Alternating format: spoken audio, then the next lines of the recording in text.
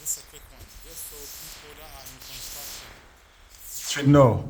When you buy these China door, Turkish door, and whatnot, normally they've got this sort of like a plastic thingy that goes all around the door, and that is to protect it from what's it called it, maybe scratches and whatnot. But most of the times when these artisans, when they do the installation, they don't take these the tin plastic off from the door. So what happens is that when they are left for a while, and you know African sun, they tend to like what's it called it, melt on the door, and it becomes very hard to take them off. So when I came to site, this is what I've realized. Most of my external doors, the ones that are exposed to the sun, they've got these thingies on them. So I'm just doing this video just so that people that are at this stage of their building, they are aware of these things, because nobody just you don't get any advice or whatnot from this, and when it happens this way, it becomes really difficult to get these bad boys off. So what we did was that we actually contacted Paladin, the company that we bought these doors from. They say it's Turkish, but you know how that goes.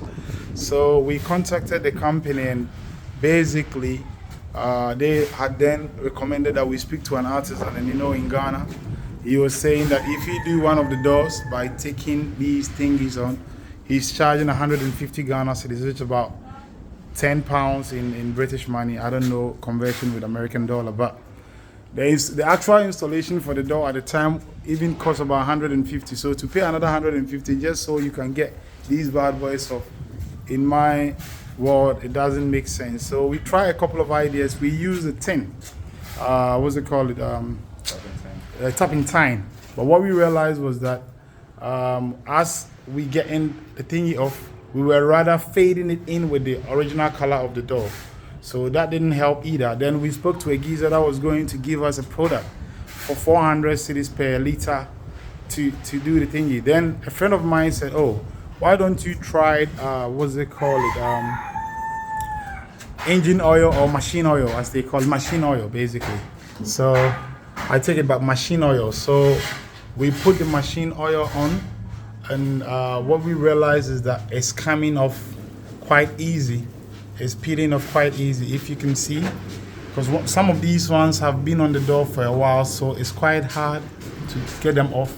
But since we applied the machine oil, it's quite easy to peel them off. And we understand that if you put the machine oil like on, you allow it for a while, then maybe you get a soft sponge. You see what I mean? Then gradually that will take it off. So this is just so you know that it's better during the initial installation you get this bad boy off than leaving it till later. Then it becomes a nightmare trying to get these things off. And obviously if they are on there, it doesn't make the door nice, and it doesn't make the whole project as you want it. So just so you know, but we've been able to i.e. take some of them off, and it's coming nicely. I would in a minute show you some of the doors that we've managed to do it completely. So I've got my what's it called it, my nephew here.